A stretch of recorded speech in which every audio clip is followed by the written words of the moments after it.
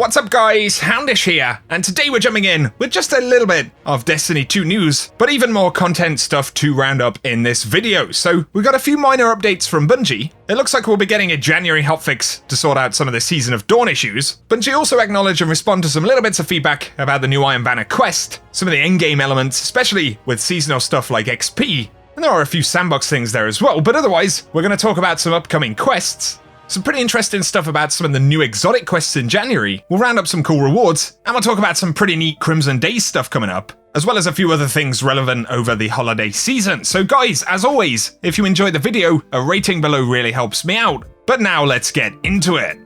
And so the first thing we should talk about is the possibility of a January hotfix. And so initially Bungie Help did tweet out and said, reminder, Banshee 44's weekly local calibration bounty has been disabled as we investigate an issue that allowed this bounty to be completed daily. And so at the moment it always says you've already completed this, but DMG did tweet and said to set expectations, the next hotfix for Destiny 2 is currently scheduled for January. We'll be tracking and investigating issues through the holiday and providing workarounds when possible. And so bear that in mind, it's also possible that that hotfix in January will contain a fix for the European Dead Zone and any of the buggy obelisk stuff that's happening. Once again, for the moment, Bungie have advised players to reload into zones until the obelisks can actually be interacted with, but seeing as it's Iron Banner week, and it's the first Iron Banner of the season, there has been some feedback about the new quest for it. So on the subject of some of those questions, DMG said, we've seen the feedback and we're playing Iron Banner 2. The quest will be around for the season and we'll have multiple events to complete it. Can't promise any changes mid-season, but can promise that eyes will be on feedback in the new year.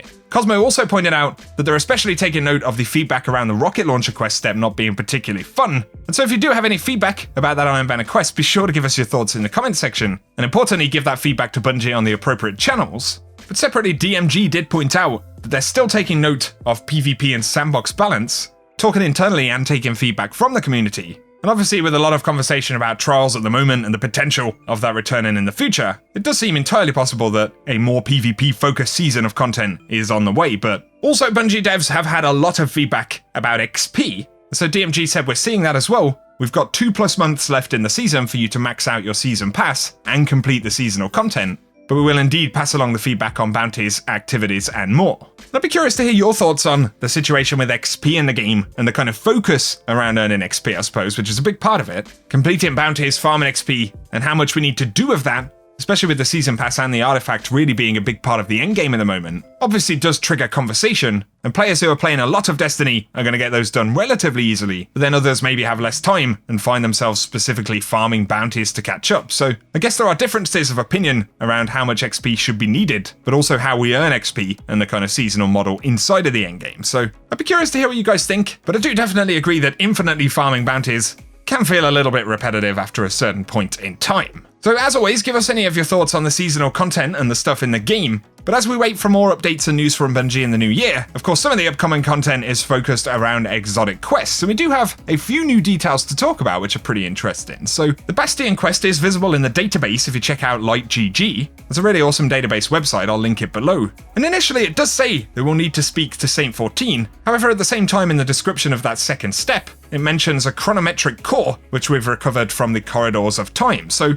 it looks like we will be doing at least one more Corridors of Time mission. There's possibly a secret one of those hidden away, and there appears to be an item linked to that required to start the quest and kind of obtain the core. But with the core in our possession, we can see the light frequency you're chasing aligns with those of not only the sundial, but the chronometric core that you recovered from the Corridors of Time. Hunt down fallen captains and servitors anywhere in the Tangled Shore to collect intel to help decipher their comms chatter. And so here, we need to collect 5 fallen intel, and so I guess just randomly killing captains and servitors will get those done. And with that intel, we'll need to then visit the spider. The spider's going to give us a lead on a specific enemy that we'll find in the Lost Sector empty tank in Thieves Landing. So I guess we just go and run that Lost Sector, and we'll need to kill Axinis, bound by honor. They'll basically drop a note that we take back to the spider, and so he'll then send us off to defeat 30 challenging enemies, complete 10 spider bounties, and 8 public events. So immediately, a really good shout would actually be to collect some spider bounties now, complete them and hold on to them, just in case that helps accelerate you through that quest step. Following this, the spider's associates will actually tip him off about the location of a grave that we'll need to visit. So we need to go to the Trappist Cave Lost Sector in Fourhorn Gulch, investigate the grave, and it appears that it'll kind of give us a map or something like that, with an objective to defeat Reyes the Waning Light, so that's some kind of twisted fallen captain turned scorned chieftain. And interestingly, it appears that there's kind of a note that this enemy drops when you take them out as well, which is pretty cool. But basically, after defeating that enemy, we can go back to Saint 14 in the tower, and we can see the icon for this quest step specifically has Bastion shown there, so kind of interesting, and it also gives us a bit of a heads up on those Lost Sector locations that we'll need. But also bear in mind the spider bounties, and the fact that saving some right now could turn out to be useful later on. We are also getting the Devil's Ruin quest though, and at the very beginning of this quest it says you've pulled a new time lost frame out of the shattered timelines within the sundial. And so the first thing to bear in mind right there is that on 7th of January, it appears we'll actually need to complete the sundial to get the exotic quest dropped. But it's also when the legend version of the sundial launches, so it could be the case that you need to complete that one, although it's entirely possible that it could just drop from any sundial clear. Basically, all we need to do is get the time lost frame, speak to Saint 14, and the only other objectives currently listed are to complete a secret mission. So there is a mission called Parts Long Lost, where we'll need to visit Twilight Gap and recover lost Redrick's frame parts for Saint 14, and then it's possible that there could be a couple of additional steps for the quest that are hidden or something, although it looks like this one is much more focused around this story stuff. And so it will definitely be interesting to acquire those new exotics. And then later on in February, when we get a new sundial boss, Inatam, Oblivion's Triune, it looks like there will actually be a separate quest to that, so initially we need to speak to Saint 14.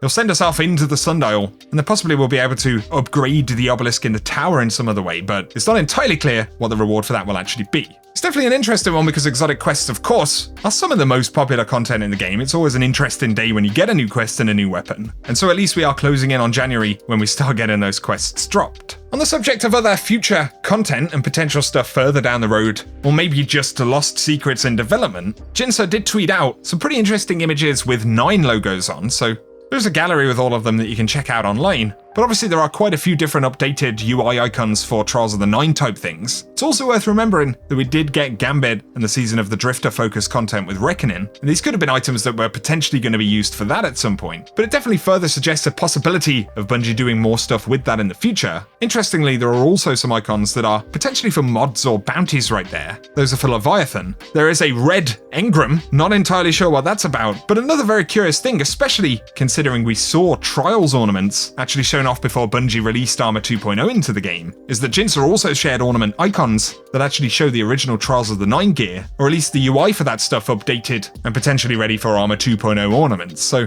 we'll have to wait and see if they do decide to bring that back, and of course we'll have to wait and see what happens with Trials in the next few months. Really, we can only speculate until Bungie talk about it, but of course in February we do get Crimson Days, and in a different video I did point out the Crimson Shell, which is a very elaborate looking shell here. According to LightGG, this one's actually going to come from Eververse, but also there's a Sparrow that I didn't spot before, and this is the one that Bungie show off in the roadmap for this season. So a lot of players were curious, could this be linked to SRL or something? And we see 2 players riding the Sparrows alongside each other. And when you look at the Sparrow, obviously that is what it's designed for, because putting 2 of them side by side will complete the Crimson Days logo. So that's pretty curious, and it's entirely possible that this will actually be a quest reward. It doesn't have a source listed at the moment. It doesn't say that it's going to come from Eververse. Other Crimson items do list Eververse, and so considering there are no new quests actually in the database for this event, it's possible that this is going to be something we can earn in game as opposed to having to buy from Eververse. But we are going to have to wait and see, and especially what the objective or game mode for Crimson is going to be in general is another one that's pretty curious. Could we see another PvP focused event? Once again, people did speculate about SRL, but I think we'd be pretty lucky to get an SRL type thing at this point, at least for Crimson Days. So let me know what you think or what you'd like to see for the event. But otherwise guys, for now, that's everything I wanted to talk about in this video, just some interesting stuff that community managers have been speaking about and responding to.